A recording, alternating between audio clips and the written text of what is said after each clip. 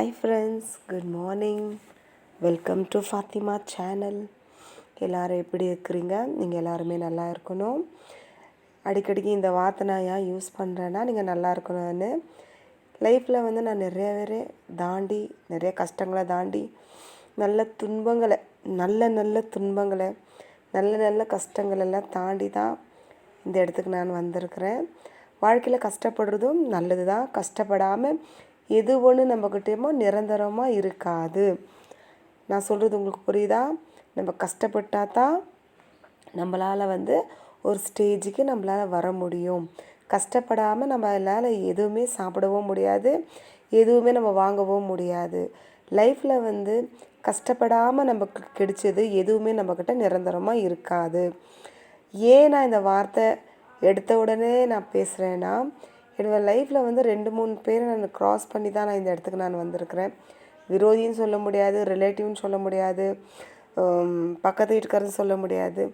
ஒரே வார்த்தை பெண்களுடைய வாழ்க்கையில் எவ்வளவு கஷ்டம் வந்தாலும் எவ்வளவு துன்பம் வந்தாலும் எல்லாத்தையும் அனுசரித்து வாழ்கிறதுக்கு ஒரே ஒரு காரணம் பிள்ளைகள்.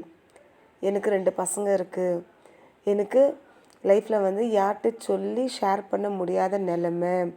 என்னுடையது லவ் மேரேஜு, நான் அட்ஜஸ்ட் பண்ணி தான் போகணும் அப்படின்ற வார்த்தைகள் இந்த வாட்டி நான் ரொம்பவே காதில் அடிபடுறேன். ஏன்னு சொன்னால், லைஃப்பில் லவ் பண்ணி கல்யாணம் பண்ணிக்கிறவங்க எவ்வளோ கஷ்டம் லவ் பண்ண சீசனும் நல்லாயிருக்கும், கல்யாணம் அரேஞ்ச் மேரேஜ் மாதிரி தான் பண்ணி வைக்குவாங்க. பட் எவ்வளோ கஷ்டம் வெளியே வந்தாலும் நம்மளால் அவங்கக்கிட்ட போயிட்டு மம்மி டேடிக்கிட்டேயோ சரி, எங்கள் மாமியார் மாமனாரோட யார்கிட்டையுமே நம்மளோட கஷ்டத்தை சொல்லியிருக்க முடியாது. ஏன்னா ஒரே ஒரு காரணம், லவ் மேரேஜ். லவ் பண்ணி கஷ்டப்பட்டு கல்யாணம் பண்ணிங்கன்னா எவ்வளோ கஷ்டம் வந்தாலும் 2 பேரும் சேர்ந்து கஷ்டப்படுறது வேறு. ஆனால் ஒருத்தர் நம்மளுக்கு துரோகம் பண்ணும்போதோ, சப்போஸ் கணவரோ சப்போஸ் மனைவியோ நம்மளுக்கு துரோகம் பண்ணும்போதோ நம்மளால் யார்கிட்டையுமே சொல்லி ஷேர் பண்ணி சொல்லவும் முடியாது, அழுகவும் முடியாது. ஏன்னா நீ லவ் பண்ணி கல்யாணம் பண்ணிக்கினேன், நீ அனுசரித்து தான் போகணும், இல்லையா நெக்ஸ்ட்டு ஸ்டெப்ஸ் நம்மளால் எடுத்து வைக்க முடியாது. எல்லா லவ் பண்ணி கல்யாணம் பண்ணிக்கிற எல்லா பெண்களுக்கும் இது முக்கியமான வார்த்தை, அட்ஜஸ்ட் பண்ணி போகணும். இதை அரேஞ்ச் மேரேஜ் பண்ணிட்டாங்கன்னா அப்பா அம்மாவே நம்மளுக்கு சப்போர்ட் வருவாங்க. எதுக்காக என் பொண்ணு இப்படி பண்ணுற, எதுக்காக என் பையனை நீ இப்படி பண்ணுற அப்படி சொல்லிட்டு. ஏன்னா அரேஞ்ச் மேரேஜில் அவ்வளோ ஒரு குட் மேரேஜ். லவ் மேரேஜை விட அரேஞ்ச் மேரேஜ் ஏன் நான் பெஸ்ட்டுன்னு சொல்கிறேன்னா, நம்ம கூட எல்லாருமே இருக்குவாங்க, சித்தப்பா பெரியப்பா மாமா எல்லாருமே இருக்குவாங்க, நம்மளுக்கு ஹெல்ப்ஃபுல்லாக இருக்குவாங்க. இப்போ நம்மளே ஒரு லைஃப்பை நம்ம தேடிக்கிறோம்னா கஷ்டம்னா கூட நம்மளால் யார்கிட்டையுமே சொல்ல முடியாது. அப்படி சொன்னாலும் அதை அவங்களுக்கு நம்மளுக்காக அவங்க எதையுமே மேற்கொண்டு வார்த்தைகள் எடுத்துன்னு போக மாட்டாங்க. ஏன்னா என் லைஃப்பில் நான் பார்த்த 2-3 பேருங்களை அவங்க எவ்வளோ கஷ்டப்படுறாங்க. எங்கள் வீட்டுக்காரர் எனக்கு துரோகம் பண்ணிட்டாரு, எங்கள் ஒய்ஃப் எனக்கு துரோகம் பண்ணிட்டாங்கன்னு சொல்லிட்டு. ஆனாலும் அவங்களால எந்த வார்த்தையும் மேற்கொண்டு நெக்ஸ்ட்டு ஃபர்தராக மேலே போக அவங்களால முடியல. ஏன்னா லவ் மேரேஜ். ஃப்ரெண்ட்ஸ், நான் ஒரே ஒரு வார்த்தை சொல்கிறேன் பாருங்க. எத்தனை பேர் என்னுடைய விளாக் பார்க்குறீங்கன்னு தெரியாது, ஆனால் லவ் மேரேஜ் பண்ணுறது ரொம்பவே தப்பு. அப்படியே லவ் மேரேஜ் பண்ணாலும் பேரண்ட்ஸுங்களோட சப்போர்ட்டோடு பண்ணிக்கினா அவங்களுக்கு ரொம்பவே ஹெல்ப்ஃபுல்லாக இருக்கும். லைஃப்பில் கஷ்டங்கள் எது தாண்டி வந்தாலும் நம்ம ஃபேமிலியை நம்ம மிஸ் பண்ணக்கூடாது. அப்பா அம்மா தாத்தா பாட்டி அண்ணா இவ்வளோ பெரிய குடும்பத்தையே ஒருத்தருக்காக நம்ம தூக்கி போட்டுட்டு போகக்கூடாது. நம்மளை கஷ்டப்பட்டு வளர்த்து ஆளாக்கி படிக்க வச்சு, இந்த ட்ரெஸ்ஸு போட்டால் அழகாக இருக்கும், அந்த ட்ரெஸ்ஸு போட்டால் அழகாக இருக்கும், இந்த ஷூஸ் போட்டால் அழகாக இருக்கும், இந்த ஃப்ராக்கை போட்டால் அழகாக இருக்கும், இந்த ஸ்கூல் சேர்த்தா அழகாக படிக்கவா சொல்லிட்டு மேற்கொண்டு அப்பா அம்மா நம்மளை இவ்வளோ தூரம் வளர்த்து ஆளாக்குன பிறகு நம்ம லைஃப்பில் எந்த ஒரு தப்பு பண்ணுறதுக்கு யோசிக்கவே கூடாது. மன கஷ்டம் இருந்தாலும் எது இருந்தாலும் உங்கள் மம்மியால் ஒரு நாள் ஃபுல்லாகவும் சரி, இல்லை உங்கள் டேடியால் ஒரு நாள் ஃபுல்லாக வேலை செஞ்சு அவங்க டயர்டாக இருந்தாலும் பரவாயில்ல, உங்களுக்கு எந்த ஒரு மனசு கஷ்டம் இருந்தாலும் டேடி மம்மிக்கிட்ட போயிட்டு ஷேர் பண்ணிக்கோங்க. மம்மி இந்த மாதிரி நடந்துச்சு, மம்மி எனக்கு இந்த மாதிரி ஆச்சுன்னு சொல்லிட்டு. ஏன்னா இப்போ இருக்கிற காலத்தில் பேரண்ட்ஸுங்க பசங்கக்கிட்ட பேசுறதே ரொம்ப ரேர். நம்ம பசங்க நம்ம கண் எதிர்க்கத்தானே இருக்கிறாங்கோ, ஒன்றை தப்பு பண்ண மாட்டாங்கன்னு சொல்லிட்டு. ஏன்னா உள்ளுக்குள்ளவே